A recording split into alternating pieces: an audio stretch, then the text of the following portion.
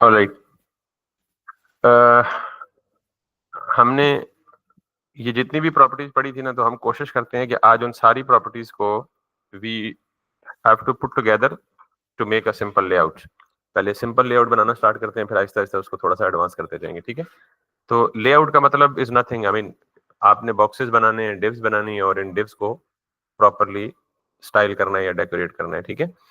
तो लेआउट बनाने के लिए आपको पहले एक चीज बता दूं, नॉर्मली मेजॉरिटी वेबसाइट्स जो आप विजिट करते हैं ना, मेनली उन वेबसाइट को 3 सेक्शंस में डिवाइड किया जाता है, 3 पोर्शंस में डिवाइड किया जाता है मेनली। ये जरूरी नहीं है, लेकिन अक्सर ये होता है, बल्कि अक्सर नहीं, यू कह ले मेजॉरिटी केसेस में ऐसा ही होता है।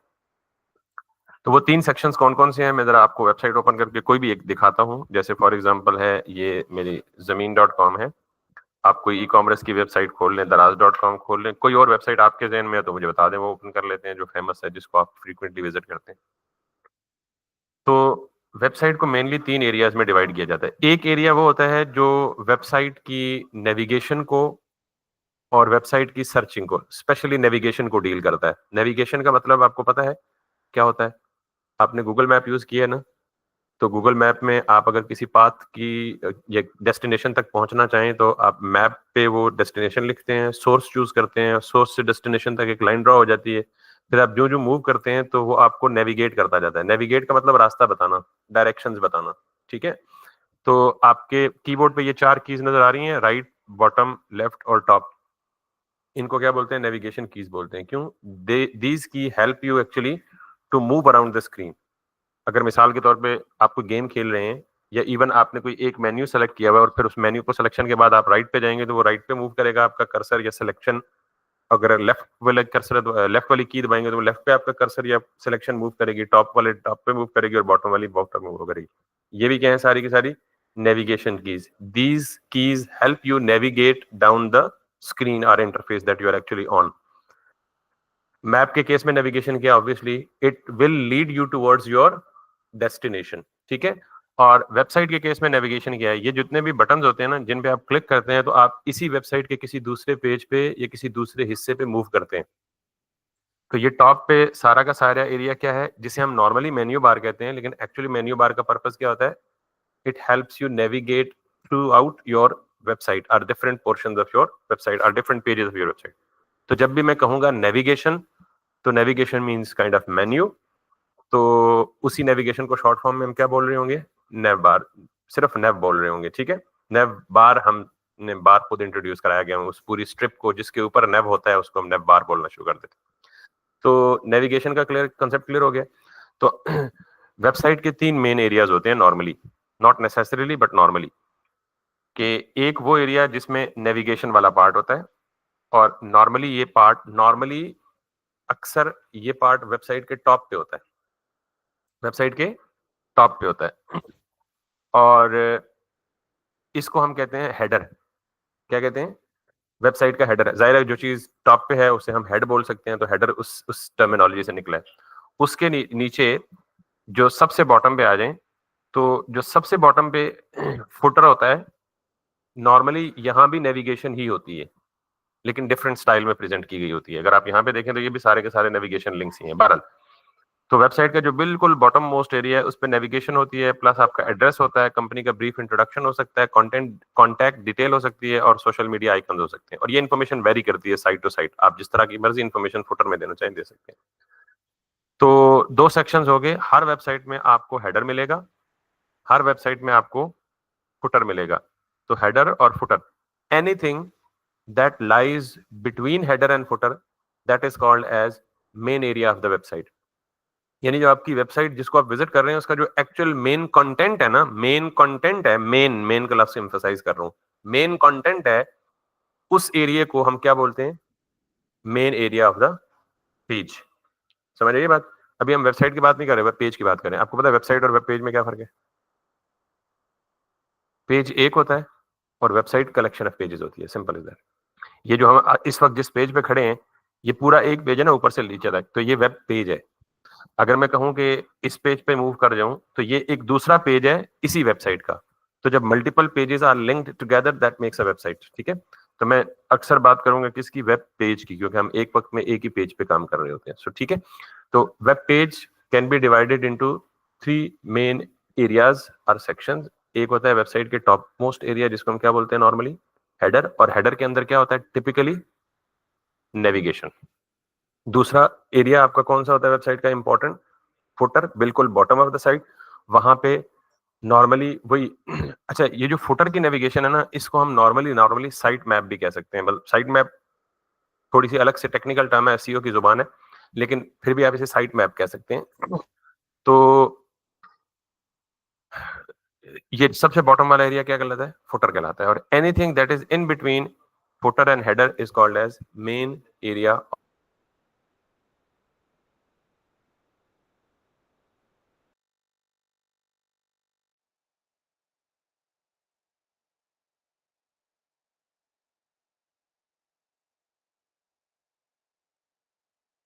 मेन एरिया है that may again consist of multiple sections.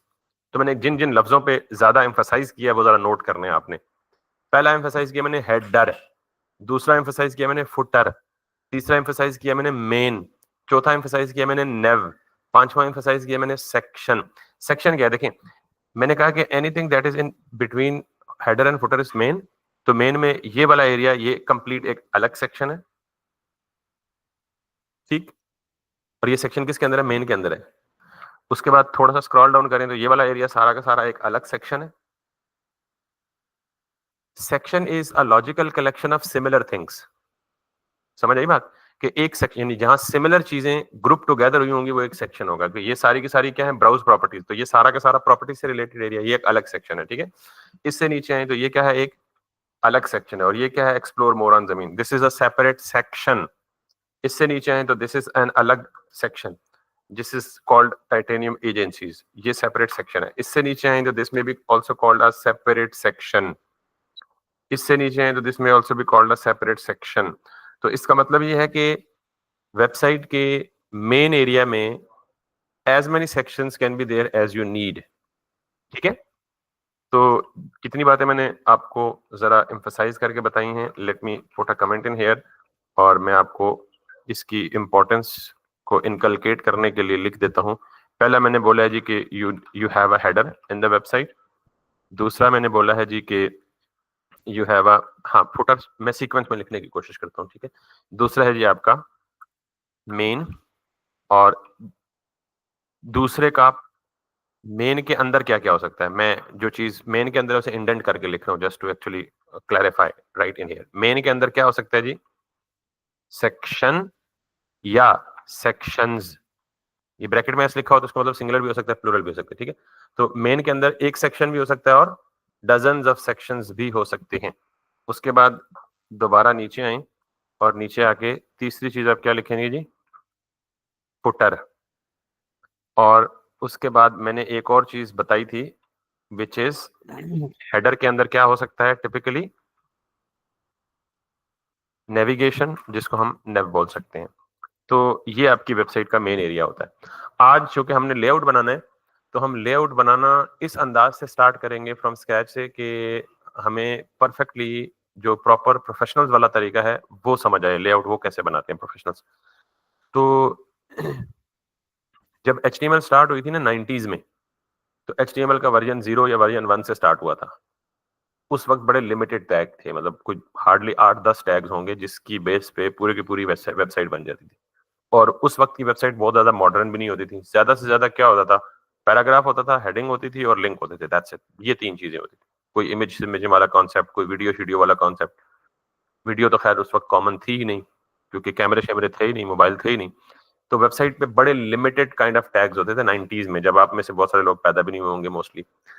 फिर जो जो चीजें इवॉल्व होती गई, तो HTML जाहिर है अपग्रेड हुई, तो HTML वर्जन 1 आया, फिर HTML वर्जन 2 आया, फिर इसी तरह चीजें आहिस्ता आहिस्ता इवॉल्व होती गई, तो HTML वर्जन 3 आया, फिर चीजें और इवॉल्व होती गई तो HTML वर्जन 4 आया, फास्ट ट्रैक HTML वर्जन 5 आया। और जो हम HTML पढ़ रहे हैं वो क्या है, कौन सा वर्जन है, HTML 5। तो आपसे कोई भी पूछे कि आपको HTML 5 आती है, तो आपने घबराना नहीं है, बिकॉज अभी जो टैग्स पढ़ने लगे हैं ये सारे के सारे कहाँ किससे बिलोंग करेंगे? HTML5 से बिलोंग करेंगे। बस सिर्फ इतना बताना चाहिए जो आप पढ़ रहे हैं वो HTML5 पढ़ रहे हैं, that's nothing more special than that. इसी तरह CSS, शुरू में CSS था ही नहीं, सिर्फ हेडिंग, पैराग्राफ और तो फिर लोगों को फील हुआ यार कि it looks quite boring website. आपने अभी देख लें कि अगर आपको अखबार की तरह की पूरी वेबसाइट दिखे जिसमें सिर्फ एक हेडिंग और ब्लैक एंड व्हाइट टेक्स्ट दिखे, तो that won't be looking more attractive actually. People won't be liking to engage that particular content that you are going to present to the customer, to the client. तो हुआ ये कि फिर लोगों ने चीजों को डिवाइस किया कि यार HTML को डेकोरेट करना चाहिए, तो उन्होंने फिर वो they came up with an idea of CSS। तो फिर CSS जब स्टार्ट हुआ तो इस तरह CSS का वर्जन 1 था, फिर चीजें इवॉल्व होती गई, CSS में कुछ कमियां, कुछ चीजें मजीद एडिशन, कुछ कमियों को ओवरकम किया गया, कुछ नई चीजें ऐड की गई, तो CSS वर्जन 2 आया और फिर CSS वर्जन 3 आया। इन टुडेज डेट जो CSS जिस पे हम काम करेंगे वो कौन सा है? CSS वर्जन 3 नहीं ना, 5 नहीं, मैंने HTML5 बताया। HTML का वर्जन 5 और CSS का version 3। So we are talking about HTML5 and CSS 3। बस ये याद रख लेना, कोई पूछे आपसे तो। ये जो टैग्स है ना, मैंने कहा जी कि आपकी जो मेन वेबसाइट है that consist of 3 main areas, और इन टैग्स के नाम को एम्फसाइज करने की जरूरत ही इसलिए मुझे पेश आई है कि मैंने हेडर बोला था ना, तो हेडर नाम का एक टैग अवेलेबल है HTML में, और ये HTML4 तक अवेलेबल नहीं था, ये HTML5 में अवेलेबल। HTML4 तक अगर आपको हेडर बनाना था ना, तो आप क्या करते थे? डिव बना के उसको क्लास दे दिया करते थे, क्या? हेडर, ठीक है, एनक्लोजिंग भी ऑब्वियसली डिव। तो इससे मसला कोई नहीं था, we could achieve the same layout as we can achieve using the latest HTML5 tags like header, footer and main and nav and stuff like that. But problem ये था कि जब इतनी ज्यादा डिव्स ही डिव्स फैल जाती थी तो आपको समझने में सम टाइम प्रॉब्लम हो सकता था, यार कौन सी डिव किधर क्लोज हो रही है, हेडर भी डिव से बन रहा है, फुटर भी डिव से बन रहा है, मेन भी डिव से बन रहा है, सेक्शन भी डिव से बन रहा है, नेव भी डिव से बन रहा है, सब कुछ डिव ही डिव। तो जब एक थोड़ा सा बड़ा प्रोजेक्ट बनता है तो आपको पूरे पेज पे डिव्स ही डिव्स दिखती हैं और कुछ दिखता ही नहीं है। So that was not contextual, that was not semantic. एक लफ्ज मैंने बोला है सिमेंटिक, और इसमें मैंने एम्फसाइज किया। आप में से किसी के हाथ में पेन कागज नहीं, और कल जब मैं पूछूंगा ये चीजें, ये टर्मिनोलॉजी, तो फिर आपको भूली होंगी। लफ्ज सिमेंटिक का ओरिजिनल मतलब ही मीनिंगफुल होता है, यानी अगर मुझसे कोई पूछे कि व्हाट डज सिमेंटिक मीन, तो मैं कहूंगा मीनिंग, ठीक है। तो ये जो टैग्स है ना, हेडर, नेव, सेक्शन, फुटर, मेन, इनको हम बोलते हैं सिमेंटिक टैग्स। क्या बोलते हैं? Semantic tags. सिमेंटिक टैग्स का मतलब है जिनके नाम पढ़ के ही पता लग जाता है कि इनका पर्पस क्या है, इनका मीनिंग क्या है, इनका मकसद क्या है। क्लियर हो गया? तो अब आपसे मैं कहूं कि जी HTML सिमेंटिक टैग्स कौन से हैं, तो would you be confusing? No ना, इसके अलावा और भी हैं, लेकिन ये बेसिक है, बुनियाद है सिमेंटिक टैग्स की। तो HTML डिव सिमेंटिक टैग है? नहीं, क्योंकि डिव लिखेंगे तो नहीं पता लगेगा कि what are you trying to make. Div only mean symbol a box, where are you going to present that box on the web page, you are not sure about that unless you are actually you yourself are developer in fact, and you are supposed to use for that particular div for the header purpose or for the footer purpose। तो आपको पता होगा being developer। कोई और बंदा आपके tag या आपके कोड को पढ़ेगा तो क्या वो देख के समझ पाएगा कि ये किस लिए है? हाँ, क्लास वाइज उसको देख के, उसको एक्सप्लोर करके समझ जाएगा, but it makes more sense to use semantic tags so that everybody could understand what are you writing in your HTML file। तो पर्पस समझ लग गया? तो HTML5 में इंस्टेड ऑफ div उन्होंने कहा जी कि आप टैग का नाम ही क्या इस्तेमाल कर लें? हेडर इस्तेमाल कर लें। That makes more sense. हाँ, आगे क्लास चाहे सेम टैग नाम की तरह क्लास दे दें, क्लास जो मर्जी दे दें, मेन हेडर दे दें, माई हेडर दे दें, टॉप हेडर दे दें, ABC हेडर दे दें, XYZ हेडर दे दें, क्लास दें ना, कोई मसला नहीं, ठीक। तो header is a semantic tag. उसके बाद मैंने कहा कि आपकी वेबसाइट के मेन एरियाज कितने होते हैं? 3। एक हो गया हेडर, हेडर के फौरन बाद यानी बॉटम पे आ जाएं, तो बॉटम पे क्या होता है आपका वेबसाइट पे? फुटर। तो फुटर नाम से टैग ही दे दिया उन्होंने। अब मुझसे आप सवाल पूछ सकते हैं और पूछना चाहिए, और आपके जहनों में सवाल होना चाहिए कि ये जो हेडर और फुटर के टैग्स हैं, इनका बिहेवियर क्या है? ये ब्लॉक लेवल है, इनलाइन है, तो डिव क्या है? ब्लॉक है, तो हेडर भी क्या होगा? यानी it will work same as the div is working, the only difference is, as for now, the only difference can be termed as a it is semantic and div is non semantic, that's it. बाकी इसके साथ हरकतें सारी div वाली करेंगे, width देंगे, height देंगे, padding देंगे, मार्जिन देंगे, जो भी करना है, but it's more semantic, more meaningful, more understandable. तो इसी तरह फुटर है, तो फुटर को भी मैं क्लास दे दूं क्या, फुटर, और इनसाइड फुटर एंड हेडर, यानी दरमियान, इनसाइड नहीं सॉरी, इन दोनों के दरमियान में, इनसाइड में और दरमियान में फर्क होता है, इन दोनों के दरमियान में क्या आएगा, मेन। तो मेन का टैग क्या होना चाहिए, मेन ही होना चाहिए, और मेन के अंदर मुख्तलिफ सेक्शंस बनते हैं, समझ आई बात। तो मैं यहाँ पे एक टैग दूंगा मेन, देखें ना यहाँ पे नीचे अगर देखें जो मैंने यहाँ पे ड्रॉ किया था, मेन, और मेन के अंदर क्या होता है, सेक्शन या सेक्शंस बनते हैं, 2 बन सकते हैं, 3 बन सकते हैं, 4 बन सकते हैं। जैसे ये लिखा है हेडर, तो नेव अगर बनानी है तो हेडर के बाद नहीं बनाऊंगा, बल्कि हेडर के अंदर बनाऊंगा, ठीक है। अच्छा, ये कोई हार्ड एंड फास्ट रूल नहीं है कि नेव को हमेशा हेडर के अंदर ही बनाना है। आपको किसी वेबसाइट डिजाइन में नेव कहीं साइड पे चाहिए, तो फिर जरूरी तो नहीं है आप उसको हेडर के अंदर रखें, आप रख भी सकते हैं, और चाहें तो आप नेव को मेन के अंदर भी रख सकते हैं, चाहें तो नेव को फुटर के अंदर भी रख सकते हैं, ठीक है। तो ये मैं जनरल बेसिक स्ट्रक्चर बना रहा हूं, आगे जाएंगे तो हम अपनी बात, कुछ कही भी बातों को खुद भी वायलेट करेंगे, लेकिन वो सिचुएशन के मुताबिक जब करेंगे आपको खुद ही अंदाजा हो जाएगा। तो basic website layout should look like this, header at the top, main after the header, and footer obviously right at the bottom. तो मेन को क्लास क्या दूं, मेन। वैसे आप अपनी मर्जी की कोई भी क्लास जो आपको अच्छी लगती है दे सकते हैं, लेकिन again it makes more sense कि मेन टैग है तो हेडिंग आप क्लास भी उसको ये दे दें। उसके बाद आप मेन के अंदर क्या बनाते हैं, सेक्शंस, वेरी नाइस। तो सेक्शंस के लिए टैग नाम क्या होना चाहिए, एग्जैक्टली जो मैंने चीज जिस वर्ड पे बहुत ज्यादा एम्फसाइज किया ना, बहुत ज्यादा जिसे चुबा के या दबा के पढ़ा है या बोला है, तो दैट हैज अ पर्पस, ठीक है। तो मैंने उसको यहाँ पे बोला है सेक्शन, तो सेक्शन हैज अ टैग। अब सेक्शन की क्लास क्या होनी चाहिए, सेक्शन, सेक्शन 1 कर दें। सेक्शन की क्लास सेक्शन नहीं होनी चाहिए, इसकी रीजन, मेन के अंदर मल्टीपल सेक्शंस होंगे, तो अगर मैं सबको सेक्शन की क्लास दूंगा तो सारे सेक्शन स्टाइल देते वक्त एक ही किस्म का स्टाइल उठा लेंगे, ठीक है। इन्होंने कहा सेक्शन 1 दे दें, कोई और सजेशन, इन्होंने इसलिए सेक्शन 1 कहा, आई एम सपोजिंग कि इन्होंने कहा जब बाकी बनेंगे तो दूसरे को 2 दे देंगे, तीसरे को 3 दे देंगे, but that is confusing. What does section 1 mean, what does section 2 mean, नाम कहां से लेंगे हम, यस, जो हम डिजाइन बना रहे हैं, जो हमें डिजाइन बनाने के लिए दिया जाएगा, हम उसी डिजाइन के उस सेक्शन के अंदर से नाम को एक्सट्रैक्ट करने की कोशिश करेंगे। कैसे, मिसाल के तौर पे I am given a design of this, कि आप ये बनाना है, तो मैं पहले सेक्शन को, इस सेक्शन को बनाने जा रहा हूं। For example, how should I name this section, browse properties, that's a perfect वे।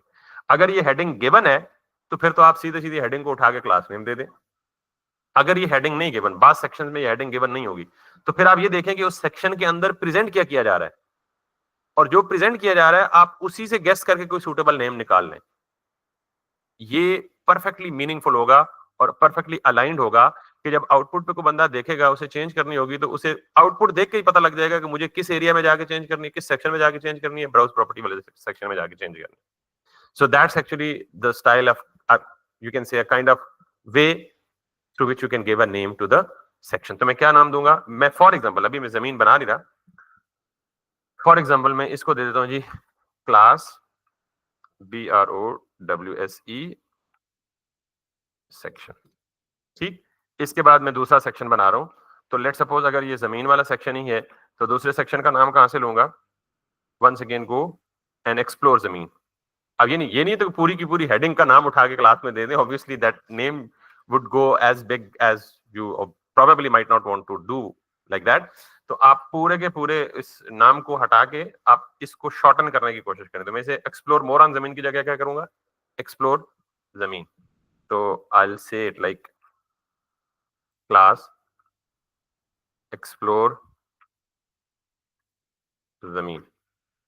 इसके बाद तीसरा सेक्शन है टाइटेनियम एजेंसीज, इसको आप दे सकते हैं जमीन प्रोजेक्ट्स, इसको आप दे सकते हैं जमीन कम्युनिटी, इसको आप दे सकते हैं पॉपुलर लोकेशंस, इसको आप दे सकते हैं मोस्ट पॉपुलर फ्लैट्स, इसको आप दे सकते हैं पॉपुलर हाउसेज, इसको आप दे सकते हैं पॉपुलर प्रॉपर्टीज, इसको आप दे सकते हैं पॉपुलर पार्टनर्स। एन मुमकिन होगा कि कोई सेक्शन रिपीट नहीं होगा, अगर कोई रिपीट हो जाए तो फिर आप नामों में थोड़ा बहुत फर्क रख लें। मतलब पॉपुलर फ्लैट्स लेट्स सपोज 2 दफा रिपीट हो रहा है, तो आप कह लें popular flat primary, popular flat secondary. 1 2 देने से अवॉइड किया करें नेम्स को, ठीक है। यानी ये नहीं कि पॉपुलर फ्लैट 1 और popular flat 2, primary secondary tertiary something like that.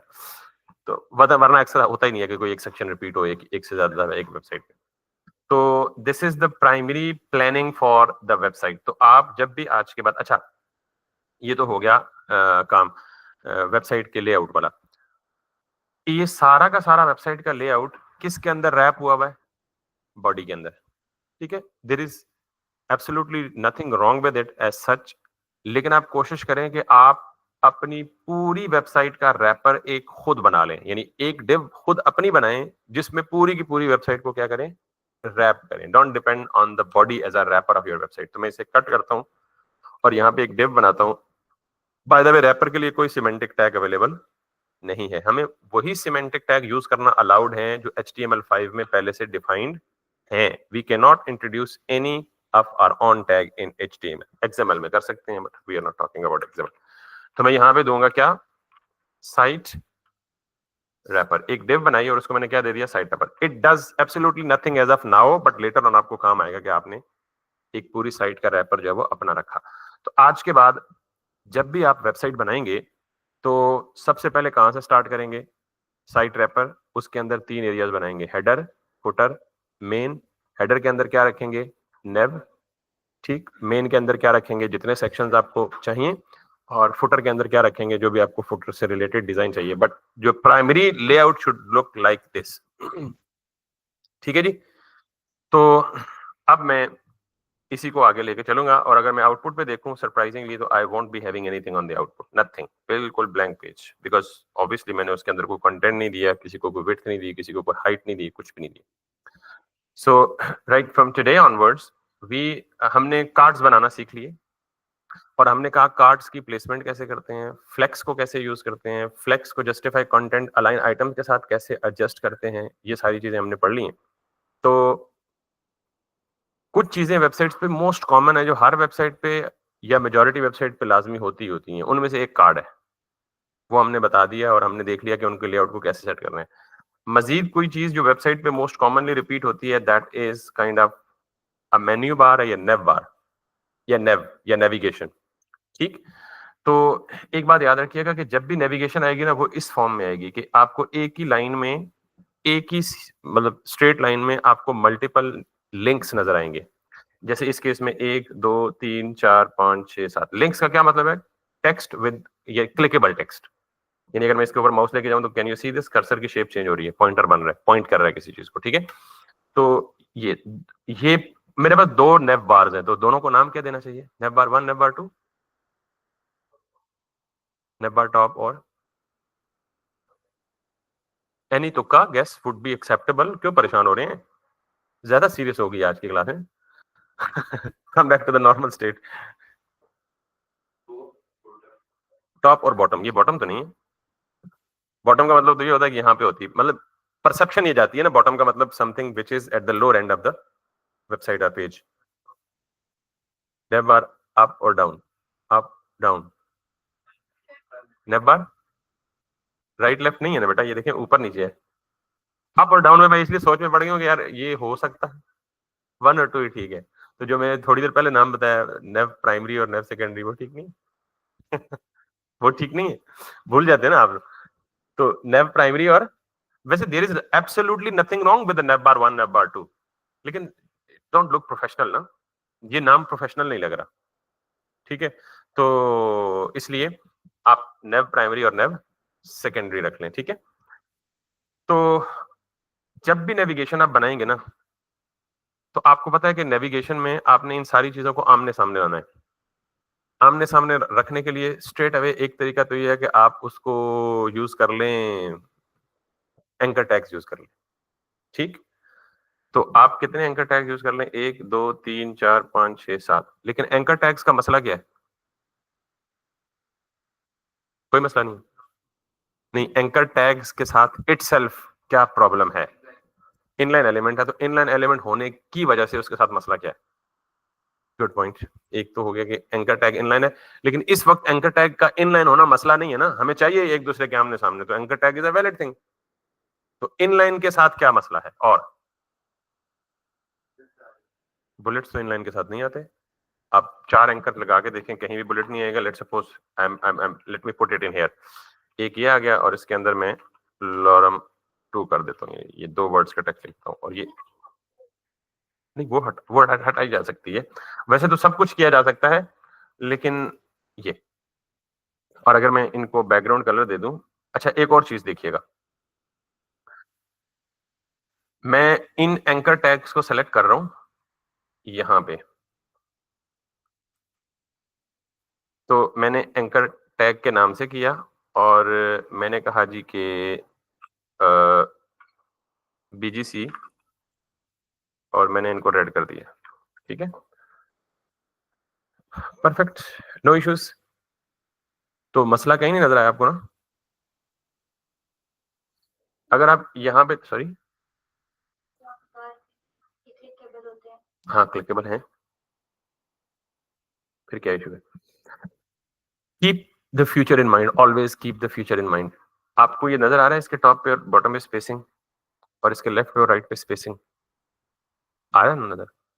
तो टॉप बॉटम से स्पेसिंग के लिए क्या पॉसिबिलिटीज है हमारे पास? मार्जिन और पैडिंग। तो एंकर टैग इनलाइन है, तो inline tag top bottom spacing लेता है। बताया नहीं था? इनलाइन एलिमेंट हाइट की कोई प्रॉपर्टी नहीं लेता, नहीं बताया था? देखिए ना, मुझे स्पेसिंग चाहिए ना टॉप बॉटम पे, ठीक है? हाइट की कोई प्रॉपर्टी नहीं लेता, हाइट भी नहीं लेता, मार्जिन टॉप बॉटम भी नहीं लेता, पैडिंग टॉप बॉटम नहीं लेता। Trust me, I can give it like this. मैं इसे कहूं HEIGHT, height. Height should be 12 pixels. तो एक्चुअली जी डी, इससे पहले एंकर के बारे में डिफ बना लेते हैं और उसको दे देते हैं। यही चीज हम पढ़ने की कोशिश कर रहे हैं कि क्या चीज नेव के लिए बेहतर है और क्या चीज बेहतर नहीं है। तो इसका मतलब है कि स्ट्रेट अवे एंकर लिख देना बेहतर नहीं है, यानी क्या करेंगे, that's the other question, that is the question after this one. Anchor क्यों नहीं करेंगे? I am trying to tell you the reason. क्योंकि आपको जब स्पेसिंग देनी है तो आपको मार्जिन भी नहीं ये लेगा टॉप बॉटम से, ये पैडिंग भी नहीं लेगा सही तरह से, और ये हाइट भी नहीं लेगा। तो भाईजान फिर एंकर टैग को यूज नेव के लिए नहीं करेंगे। और अगर करेंगे भी तो इन वाली बात के इसको किसी और के अंदर रैप करके, ताकि मार्जिन वाली क्लासेस ये पैडिंग वाली उनको दे दें, एंकर को छेड़ें ना अंदर। बात समझ आ गई? क्लियर है या नहीं है? अच्छा आप ये भी कह सकते हैं जी, मैंने ये कहा है कि हम एंकर से, डायरेक्ट एंकर से नेविगेशन नहीं बनाते, हालांकि हमें लिंक्स एक दूसरे के आमने सामने एंकर के जरिए आ सकते हैं। क्यों नहीं बनाते? उसकी रीजन ये है कि हमने अक्सर ये स्पेसिंग देनी होगी टॉप से बॉटम से लेफ्ट राइट से। लेफ्ट राइट से स्पेसिंग का तो कोई मसला नहीं है। इनलाइन एलिमेंट्स का ये ड्रॉबैक है कि वो हाइट की कोई प्रॉपर्टी नहीं उठाते। समझ आई बात? नहीं, आप पैडिंग उठाते हैं, लेकिन पैडिंग एबनॉर्मल बिहेवियर शो करता है। मिसाल के तौर पे मैं इसको मार्जिन दे देता हूँ। मैंने कहा जी मार्जिन 24 पिक्सल, ये 24 पिक्सल किधर किधर से अप्लाई होना चाहिए? टॉप बॉटम लेफ्ट राइट, चारों साइड से अप्लाई होना चाहिए ना। तो यहाँ पे अगर मैं जाऊंगा तो लेफ्ट राइट से मार्जिन अप्लाई हो गया, टॉप बॉटम से हुआ ही नहीं। तो मैंने क्या बोला था? हाइट की कोई प्रॉपर्टी नहीं उठाते। अब अगर मैं पैडिंग दूंगा ना तो पैडिंग ये उठा लेगा, लेकिन उसका बिहेवियर नॉर्मल नहीं होगा। नॉर्मल ना होने से क्या मुराद है कि अगर इसके नीचे कोई एलिमेंट आएगा तो वो पैडिंग उसके ऊपर ओवरलैप हो जाएगी, उसको नीचे डाउनवर्ड्स पुश नहीं करेगी। बाय द वे मैं इसे करके दिखाने की कोशिश करता हूँ, maybe that issue is. तो padding is gonna be 24 pixels. तो ये आप देख रहे हैं कि टॉप से पैडिंग उठाई नहीं है उसने। पैडिंग 24 पिक्सल का मतलब क्या है? It should pick up the padding from the top, from the right, from the bottom, from the left. तो ये जो पैडिंग है वो टॉप से तो है ही नहीं, लेकिन अगर आप नीचे कोई दूसरा एलिमेंट लिखेंगे तो वो इसके नीचे ओवरलैप हो जाएगा। इसका मतलब है पैडिंग का बिहेवियर भी नॉर्मल नहीं है। समझ आइए बात? अब क्लियर है? तो इतनी बात याद रख लें कि इनलाइन एलिमेंट्स हाइट की कोई प्रॉपर्टी प्रॉपरली एक्सेप्ट नहीं करता। तो इसलिए हम नेविगेशन के लिए एंकर टैग्स को इस्तेमाल, अच्छा आप ये कह सकते हैं सर तो इन्हें डिस्प्ले इनलाइन ब्लॉक कर दें तो जनरेट ही खत्म हो जाएगा। यस, झंझट खत्म हो जाएगा, कोई मसला नहीं है। मैं अगर इसको कर दूं डिस्प्ले इनलाइन ब्लॉक, तो डिस्प्ले इनलाइन ब्लॉक के बारे में यही पढ़ा है ना। एक तो display inline block textual element को दिया जा सकता है, लेआउट एलिमेंट को नहीं दिया जा सकता। तो एंकर टेक्सचुअल एलिमेंट है ना, तो नो इशू। अब ये पैडिंग भी एक्सेप्ट करेगा, मार्जिन भी एक्सेप्ट करेगा, सब कुछ एक्सेप्ट करेगा। तो मार्जिन दिया हुआ ना 24 पिक्सल, इनलाइन होने की वजह से मार्जिन नहीं ले रहा था, तो अब जो ही इनलाइन ब्लॉक किया तो मार्जिन उठा लिया, इसलिए नीचे आ गया। ठीक, तो ये काम करने से हमें इसको ऑर्गेनाइज करना या मैनेज करना मुश्किल हो जाता है। तो हम क्या करेंगे, जब भी हम मेन्यू बनाते हैं या नेव बार बनाते हैं या कोई भी ग्रुप ऑफ एलिमेंट्स बनाते हैं, तो हमें उनकी अलाइनमेंट तो लाजमी करनी ही करनी होती है। कभी चाहते हैं जी किसी को उधर ले जाएं, कभी इधर ले जाएं, कभी लेफ्ट पे ले जाएं, कभी टॉप पे ले जाएं, तो पहले ही ऐसा स्ट्रक्चर बनाएं कि वो कभी बाद में डिस्टर्ब होने का उसको खदशा ही ना हो। तो जब भी कभी आप group of elements together, when you see more than 3 group elements together, तो think of it like, I mean, putting it in a parent child relationship. उसकी वजह यह है कि अगर मैं आपको ये कहूं कि मुझे ये सारे मेन्यूज को लेफ्ट साइड से राइट पे पुश करना है, तो मुझे क्या करना पड़ेगा, सारों को मार्जिन देना पड़ेगा अलग अलग। तो अगर इन सारों को एक पेरेंट में रैप करके पेरेंट को लेफ्ट से मार्जिन दूं, तो सारे उस पेरेंट सारों को उठा के नहीं लेके जगह। तो इसका मतलब है कि मुझे यहाँ डायरेक्ट एंकर लिखने से बेहतर नहीं था कि इन सबको एक पेरेंट में रैप कर लेता। इनको मूव करना या मैनेज करना आसान हो जाता है।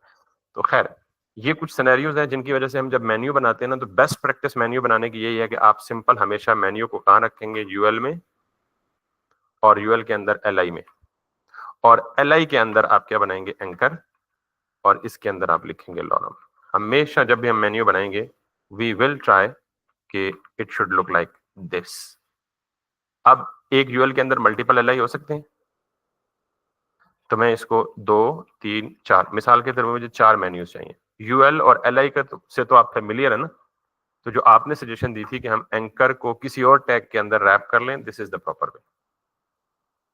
अब इससे जो मसाइल होंगे वो अलग हैं, यानी मसाइल कुछ इसमें भी हैं, लेकिन वो हम एडजस्ट करते हैं। जब भी आप मेन्यू बनाने लगे, तो मेन्यू के लिए consider, always consider what, UL and LI. ठीक है, यस। क्लास यूनिवर्सल एट्रीब्यूट है, ये आप किसी भी टैग को दे सकते हैं बगैर पूछे। आईडी और क्लास, ये दोनों यूनिवर्सल एट्रीब्यूट है। आईडी मैंने मना किया है कि हम जावास्क्रिप्ट के लिए यूज करते हैं, या आईडी जब तक वो बहुत ज्यादा सीवियर इमरजेंसी ना हो तो आईडी यूज ना करें स्टाइलिंग के लिए। क्लास हर एक को दे सकते हैं। ठीक है, तो मेन्यू बनाने के लिए आप हमेशा क्या करेंगे, यूएल और एलआई। अब जब मैं आउटपुट में देखूंगा, तो मुझे कुछ डरावने किस्म का आउटपुट नजर आएगा। ठीक, तो मुझे कोई एक बात का जवाब दे दे कि जब हम पहले यूएल और एलआई बनाते थे, तो ये बुलेट्स भी लेता था, ये लेफ्ट साइड से पैडिंग भी लेता था, ये टॉप बॉटम से मार्जिन भी लेता था, यानी ब्राउजर के प्रीसेट लेता था। अब तो इसने कुछ भी नहीं लिया।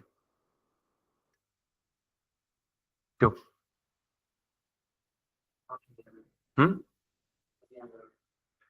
नहीं, नहीं, चाहे वो अनऑर्डर्ड लिस्ट है चाहे वो ऑर्डर्ड लिस्ट है, उसके बुलेट्स तो आएंगे भाई। ऑर्डर्ड होगा तो 1 2 3 की फॉर्म में आएंगे, अनऑर्डर्ड होगा तो बुलेट्स डॉटेड की फॉर्म में आएंगे। क्यों नहीं आ रहा? तो पेरेंट तो कहीं भी नहीं मिला है, यूएल पेरेंट है, और यूएल पेरेंट तो मस्ट होता ही होता है लिस्ट का।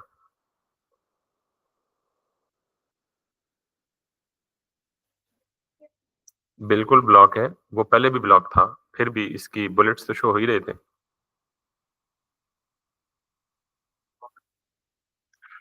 बंदे को ना इतना मासूम भी नहीं होना चाहिए जितने आप लोग हैं। शरारती होना चाहिए बंदे को, अच्छा खासा शरारती होना चाहिए सीखने के लिए, किसी भी काम में आगे बढ़ने के। कल आपने एक मुद्दा छेड़ा था, वो स्टेरिक वाला, याद है? तो यहाँ पे क्या लिखा था हमने,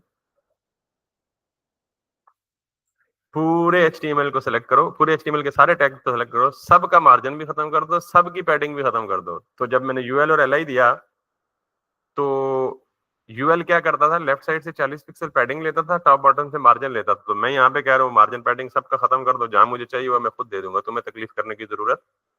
तो ये इस वजह से नहीं आ रहा। लेकिन मैंने यहाँ कहीं ये तो नहीं कहा कि बुलेट्स भी खत्म कर दो, उसने वो क्यों खत्म कर दी? यानी मैंने यहाँ ये तो कहा मार्जिन खत्म कर दो, बॉक्स पैडिंग खत्म कर दो, और बॉक्स साइजिंग बॉर्डर बॉक्स कर दो। इन तीनों में कहीं भी ये मेंशन नहीं किया कि इसके बुलेट्स खत्म कर दो। क्यों खत्म किए उसने? तो इसका जवाब ये है कि इसके बुलेट्स खत्म नहीं हुए, क्योंकि पैडिंग 0 हो चुकी है, तो बुलेट शो होते थे पैडिंग की जगह पे। तो जब पैडिंग 0 हो गई है, तो ये बिल्कुल लेफ्ट एज पे जुड़ गया, तो जो बुलेट्स थे वो लेफ्ट से स्क्रीन से आउट हो गए। हैं सही, अभी मैं दिखाता हूँ। बुलेट्स हैं सही, लेकिन बुलेट्स शो होते थे किसकी जगह पे? पैडिंग की जगह पे मैंने कहा पैडिंग 0 कर दो, पैडिंग 0 कर दी तो वो बिल्कुल स्क्रीन के लेफ्ट पे जुड़ गया, वो पैडिंग खत्म हो गई तो वो जो बुलेट्स थे वो स्क्रीन से आउट हो गए। रीजन समझ आ गया? अब मुझे क्या करना है, मेन्यू बनाने के लिए इन सारी एलाइज को एक दूसरे के आमने सामने लाना है, तो क्या करूंगा? इनलाइन नहीं ना, अब यूएल और एलआई ब्लॉक हैं और ये लेआउट एलिमेंट्स हैं, एंकर टेक्सचुअल एलिमेंट है, तो जो लेआउट एलिमेंट है उसको आमने सामने लाने के लिए क्या करते हैं? फ्लेक्स। Got the point? तो इनको आमने सामने लाने के लिए किसको फ्लेक्स दूं? पेरेंट कौन है? यूएल। नाइस।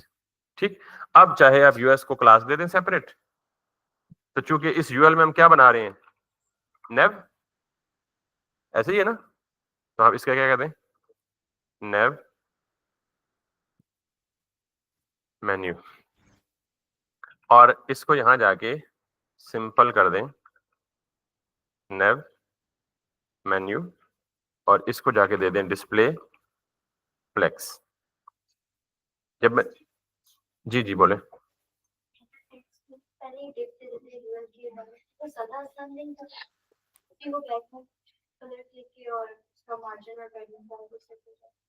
ये क्या चीज आसान या क्या मुश्किल है, ये हर बंदे के लिए वेरी करता है। मतलब हो सकता है आपको जो चीज आसान लगे मुझे मुश्किल लगे, या किसी और को मुश्किल लगे। अगर आपको लगता है बहुत ज्यादा आसान है तो दैट मे बी इजियर। लेकिन जो नॉर्मली स्टैंडर्ड है ना, कि हम जब मेन्यू बनाते हैं तो हमें पेरेंट चाइल्ड का रिलेशनशिप बनाना होता है, क्योंकि पेरेंट को हमने फ्लेक्स करना होता है। चल, तो क्या ये जरूरी है कि हम खुद किसी चीज का पेरेंट और चाइल्ड डिफाइन करें, या एक ऐसा स्ट्रक्चर हमारे पास ऑलरेडी है जो पहले से पेरेंट चाइल्ड का बिहेवियर रखता है? विच वन इज इजियर, कि हम एक डिव को बना के उसको पेरेंट का रुतबा दें और बाकियों को चाइल्ड का रुतबा दें? ठीक, वो ज्यादा इजी है, या पेरेंट चाइल्ड बना बनाया पहले से पड़ा हुआ है वो ज्यादा इजी है? तो यूएल और एलआई इसलिए यूज किया है बेटा, perfectly well, you are absolutely right के कर सकते हैं। हम एक डिव इंट्रोड्यूस कराते, उस डिव के अंदर 4 फर्दर डिव इंट्रोड्यूस कराते, डोंट यू थिंक कि फिर डिव ही डिव आ जाती सारी की सारी? हमने ऑप्टिमाइजेशन भी तो रखनी है ना, हमने चीजों की रीडेबिलिटी भी तो रखनी है ना, चीजों की कि प्रोफेशनलिज्म को भी तो मेंटेन रखना है। ठीक है, इसमें कोई हर्ज नहीं है कि आप यही काम एग्जैक्टली जो मैंने किया ना यूएलएलआई के साथ, आप यहाँ पे ये भी डिव रखते, ये भी डिव रखते, ये भी डिव रखते, ये भी डिव रखते, और इसके पेरेंट में भी डिव रखते, इन सबको क्लास दे के आइटम रख लेते, इसको क्लास दे के यूएल मेन्यू रख लेते as it is, you would and you should be able to achieve the similar thing. फिर उसे सीएसएस से मैनेज कर लेते। ठीक है, अब अगला सवाल है कि आसान था या मुश्किल था? It's your decision.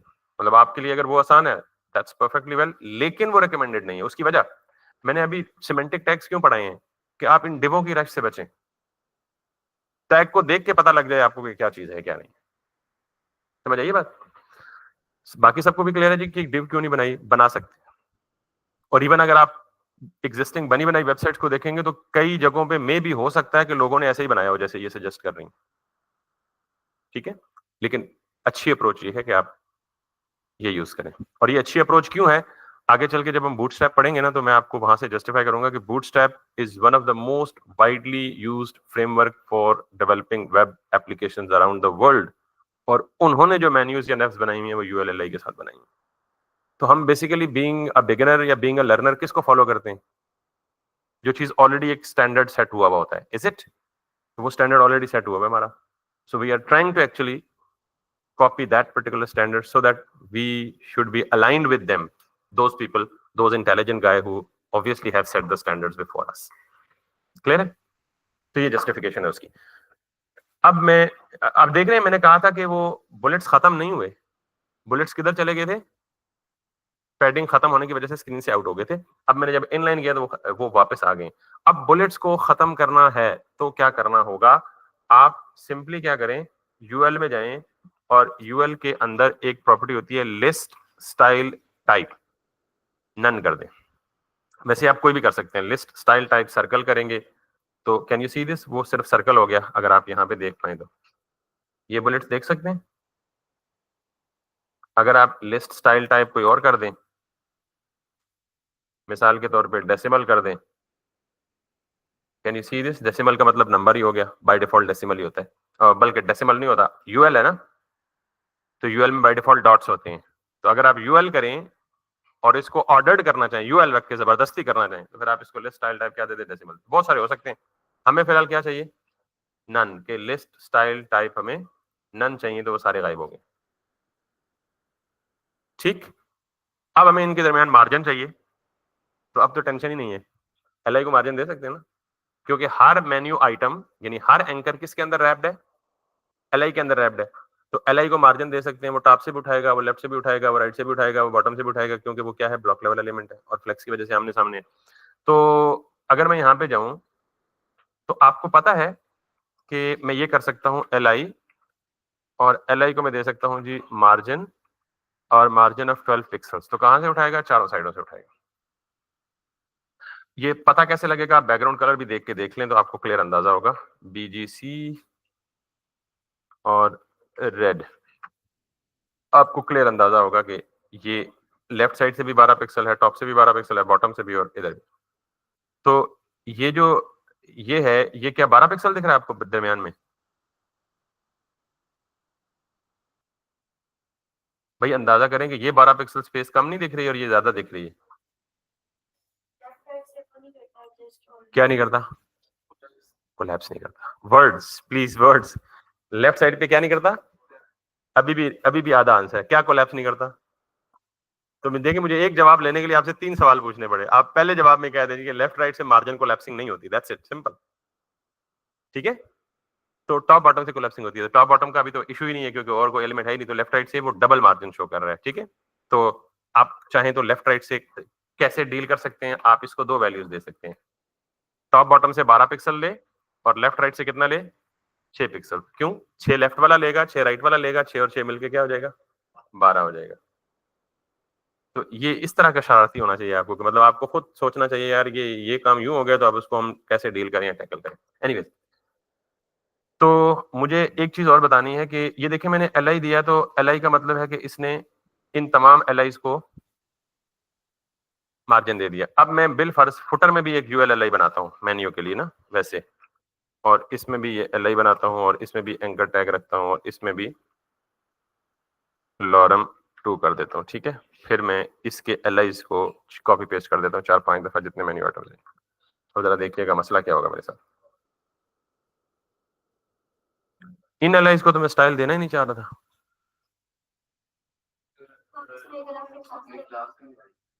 हाँ, एक हल ये है कि ये स्टाइल क्यों पिक कर रहा है, पता है?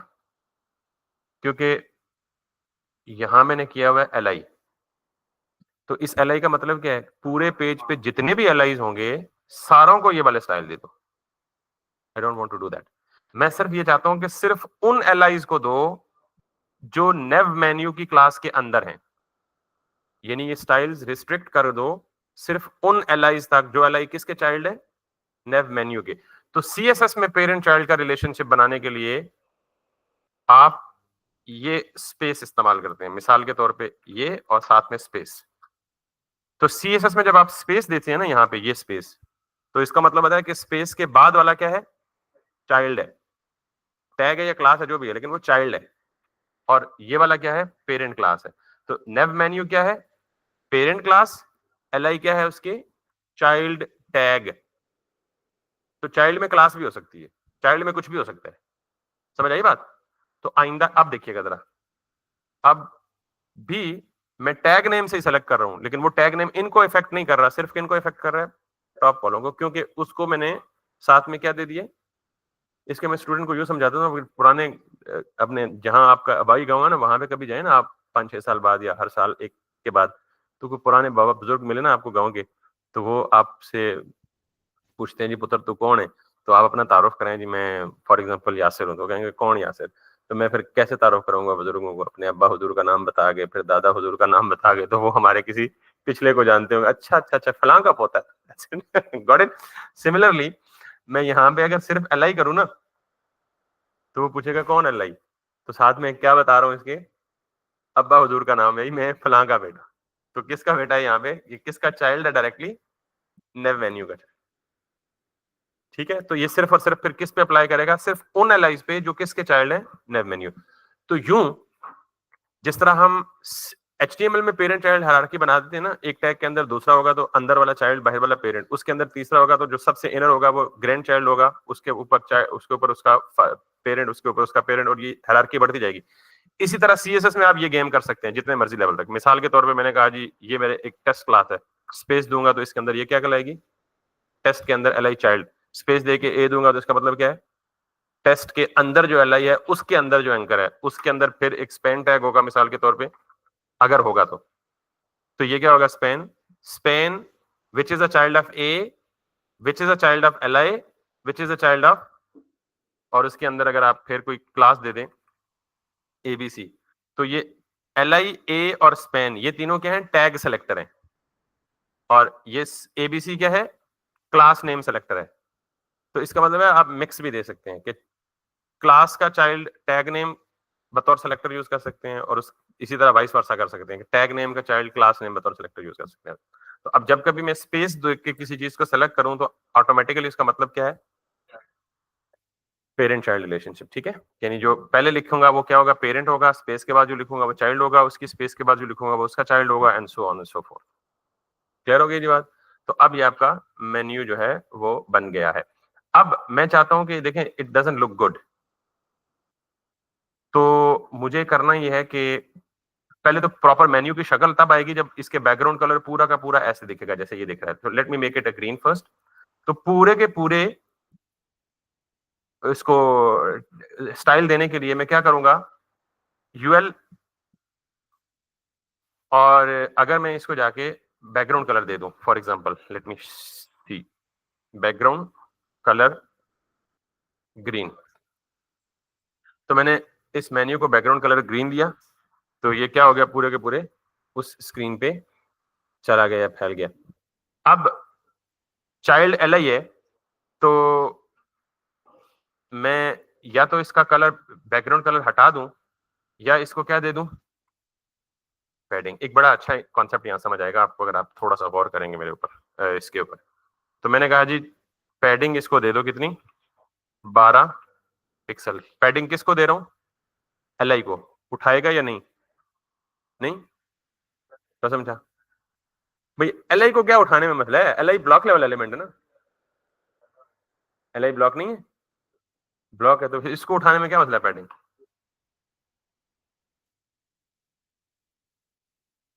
समझ आ गई बात। तो अब अगर मैं लेट्स सपोज ये रेड कलर रिमूव कर दूं, जस्ट मैंने देखने के लिए दिया था, या एक और काम भी करते हैं हम कि अगर आप मुझे थोड़ा सा मेरा साथ दें, एंकर टैग को क्लिकेबल होना चाहिए, ऐसे ही है ना। तो अगर मैं, अच्छा पहले मुझे ये बताएं कि इसने ये जो मैंने जब पैडिंग दी है ना तो इसने हाइट इंक्रीज कर ली है थोड़ी सी, नहीं बेशक अंदर है, स्टैटिक का मतलब तो सारा मार्जिन की वजह से, कि ये देखिए मैंने इसको क्या दिया हुआ था, अगर मैं लेट सपोज अब ये मार्जिन हटा दूं, वैसे आप इंस्पेक्ट करके भी इस चीज को चेक कर सकते हैं। Can you see this, it's perfectly working well. अब जरा देखिएगा एक और बात, मैं अगर यहां पे जाऊं, क्लिकेबल बना, माउस का शेप चेंज हुई नहीं हुई ना, थोड़ा सा और ऊपर जाता हूं, क्लिकेबल है, नहीं है ना, थोड़ा सा और ऊपर जाता हूं, अभी भी क्लिकेबल है, नहीं है ना, थोड़ा सा और ऊपर जाता हूं, अब क्लिकेबल हुआ जाके। तो इससे जरा सा भी हट जाऊंगा, वापस क्लिकेबल नहीं है, और वापस क्लिकेबल नहीं है, बड़ा बारीक मसला है। और यहाँ राइट साइड से आए, क्लिकेबल है, नहीं है, क्लिकेबल है, नहीं है, अब क्लिकेबल बनाए। इसका मतलब है कि क्लिकेबल सिर्फ क्या है, एग्जैक्ट उस टेक्स्ट के ऊपर माउस रखूंगा तो वो क्लिकेबल होगा, उसके सराउंडिंग का जो थोड़ा सा एरिया है वहां कहीं भी माउस आएगा तो वो क्लिकेबल नहीं होगा। यहां पे देखें जरा इनका,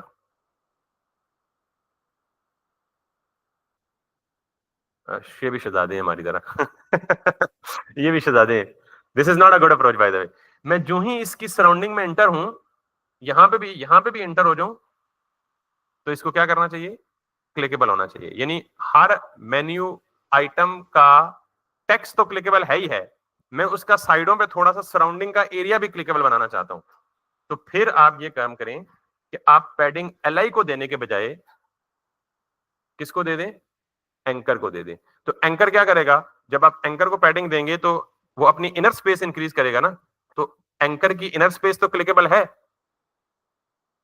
तो जब इनर स्पेस एक्सपैंड हो जाएगी तो फिर उसका सराउंडिंग एरिया भी क्या हो जाएगा, क्लिकेबल हो जाएगा। लेकिन जब मैं एंकर को पैडिंग दूंगा तो फिर दूसरा मसला आ जाएगा, वो क्या है, एंकर को पैडिंग दूंगा तो क्या मसला आ जाएगा, पता नहीं क्यों बार नहीं यार, हाइट किधर, एंकर पैडिंग उठाएगा नहीं टॉप बॉटम से भाई, इनलाइन एलिमेंट नहीं है, एंकर इनलाइन एलिमेंट नहीं है, क्यों बार बार घबरा जाते हैं हम लोग। एंकर ने तो पैडिंग को सत्यानाश कर दिया ना, बाकी सारी चीजों को भी। तो इसके लिए क्या करेंगे, पैडिंग उसको टॉप बॉटम से उठाने के लिए डिस्प्ले इनलाइन ब्लॉक। मुझे लगता है कि ये आखिरी बात जो है ना मैंने थोड़ी मुश्किल कर दी है, जिसमें आप सारे बिल्कुल खामोश हो गए, तो मैं इसको वापस रिवर्स कर देता हूँ, अगर आपको पसंद ना आए तो पैसे वापस, जैसे होता है ना, पसंद ना आए तो पैसे वापस। आप जरा देखिएगा, मैं जो ही यहाँ से एंटर होता हूँ, जो ही इसकी बाउंड्री को टच करूंगा, दैट शुड बी क्लिकेबल। यहां से आऊंगा तो दूसरा क्लिकेबल, ठीक है, क्लियर है जी। तो अगर आपको सिर्फ एंकर का एग्जैक्ट टेक्स्ट ही क्लिकेबल बनाना है तो फिर बेशक पैडिंग ना दें उसको, लेकिन अगर आप उसकी थोड़ी सी सराउंडिंग एरिया भी क्लिकेबल बनाना है तो that you should give a padding, ठीक है।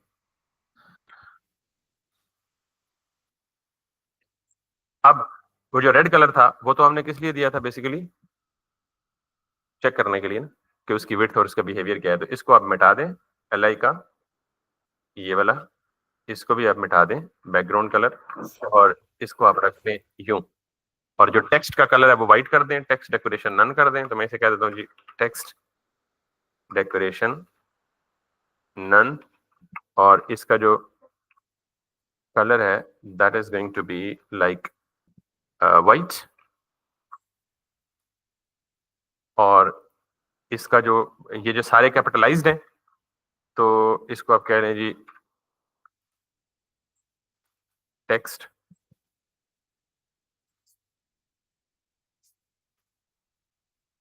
Transform capitalise. ये सारे के सारे आपके इस वक्त किस नोटेशन में है, टाइटल केस में। आपको पता है टाइटल केस क्या होता है, कैमल केस क्या होता है, पैस्कल केस क्या होता है, ये मेरे में पैस्कल केस होता है। तो आपने इनको कैपिटलाइज करना है, तो सारे कैपिटलाइज नहीं बल्कि कैपिटलाइज से क्या होगा, हर वर्ड का फर्स्ट लेटर कैपिटल बन जाएगा। देखें पहले वर्ड का एल कैपिटल, अगले वर्ड का आई कैपिटल, इसको हाँ वही करने की कोशिश करें ना, हम एंकर में खड़े और टेक्स्ट ट्रांसफॉर्म में कोशिश कर रहे हैं कि कैपिटलाइज की प्रॉपर्टी। अच्छा मैं उस पर आता हूँ, एक मिनट।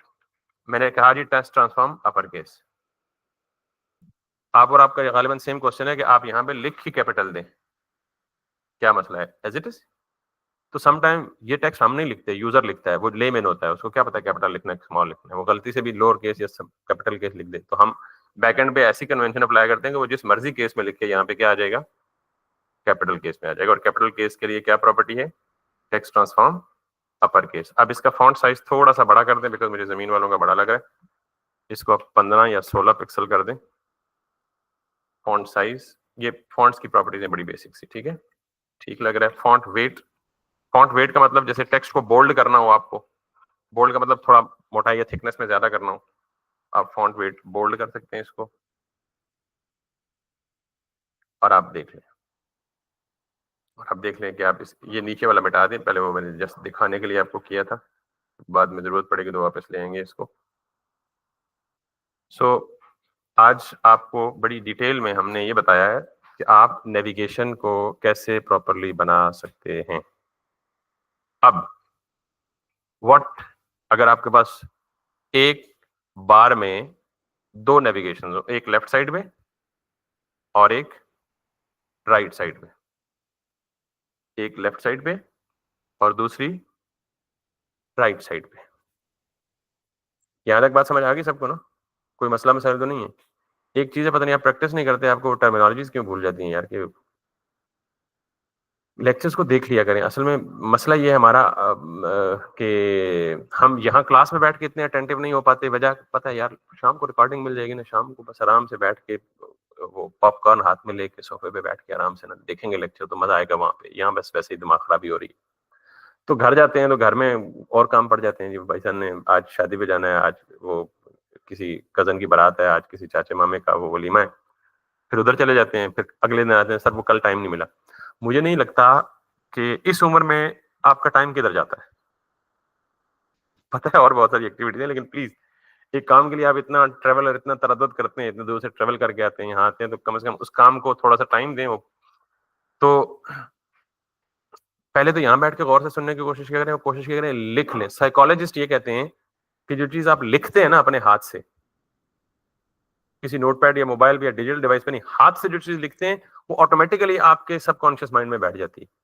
तो इसलिए कोशिश करें जो की टर्मिनोलॉजीज है ना वो लिख लिया करें। बेशक उसको बाद में फाड़ के फेंक दें, लेकिन एटलीस्ट वो लिखने से ना आपको ऑटोमेटिकली अननोइंगली आपके दिमाग में कहीं ना कहीं बैठ जाती है। तो ये मैंने, अच्छा अब आखिरी बात, अगर मुझे इजाजत दें, सिर्फ 2-3 मिनट का काम है। इसी मेन्यू को मैं कॉपी करके राइट साइड पे लाना चाहता हूँ। ठीक है, एक बन गया ना। तो मुझे क्या चाहिए, दो नेविगेशन चाहिए। तो दो नेविगेशन चाहिए और सेपरेट चाहिए। तो मैं क्या करूंगा, इसी यूएल को कॉपी करूंगा और इसी के एन नीचे पेस्ट कर दूंगा। ठीक है, मार्जिन राइट दे देंगे, बिल्कुल अच्छी सजेशन है। लेकिन इससे भी अच्छी सजेशन या अच्छा तरीका मेरे पास है मार्जिन राइट देने से भी। ये ऊपर नीचे क्यों आ रही है, ये तो डिफॉल्ट बिहेवियर है कि चूंकि यूएल ब्लॉक लेवल एलिमेंट है, तो दो यूएल आमने सामने नहीं आ सकते। ये यूएल पूरा का पूरा क्या है, ब्लॉक लेवल है, और ये भी यूएल पूरा का पूरा क्या है, ब्लॉक लेवल है। ये आमने सामने नहीं आ सकते। क्या करूंगा, वेरी नाइस, इनका पेरेंट लूंगा, यानी इसका और इसका पेरेंट। तो इन दोनों का पेरेंट कौन है, हेडर। लेकिन हेडर में तो मेन्यू के अलावा भी कुछ चीज आ सकती है, तो कोशिश करें इसका अपना एक बना लें पेरेंट। कोशिश करेंगे इसका अब, हाँ, दोनों यूएल्स का, अब दो यूएल्स हो गई ना, एक नहीं रही। इन दोनों यूएल्स का अपना एक पेरेंट बना लें और उस पेरेंट को क्या दे दें, सिंपल नेव दे दें। क्या क्लास दे दें, नेव दे दें। और लकीली HTML5 में नेव नाम का टैग मौजूद है। HTML5 में नेव नाम का टैग मौजूद है और मैं इसे क्लास दे देता हूं नेव, दैट्स इट। अब यहां तक बात क्लियर हो गई ना। अब मैं इस नेव को टारगेट करता हूं और मैं इसको दे देता हूं क्या, डिस्प्ले फ्लेक्स।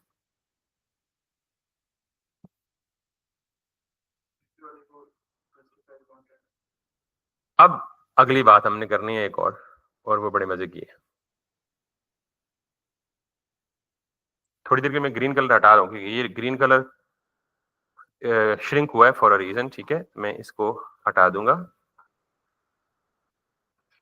और अब क्योंकि वो टेक्स्ट का कलर व्हाइट है, तो व्हाइट के ऊपर व्हाइट नजर ही नहीं आएगा।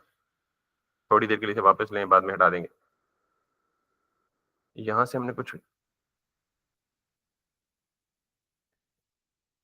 ओके, ये क्यों लिखा है हमने, तो अगर मैं इस टेक्स्ट को व्हाइट कलर के बजाय थोड़ी देर के लिए ब्लैक कलर दे दूं, बाद में कलर की एडजस्टमेंट दोबारा कर लेंगे हम।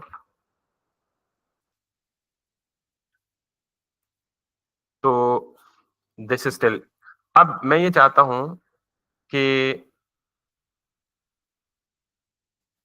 दो चाइल्ड है, नेव मेन्यू और नेव मेन्यू, दोनों का पेरेंट कौन है, नेव। तो नेव के यानी पेरेंट की क्लास में हमने ये देखा है, अच्छा मैंने कहा कि पेरेंट की रिस्पेक्ट है कि उसे पहले लिखें। ठीक है, just on the lighter tone. इसको मैं ये दे सकता हूं जस्टिफाई कंटेंट, पेरेंट को दे सकता हूं ना भाई। जस्टिफाई कंटेंट क्या करता है,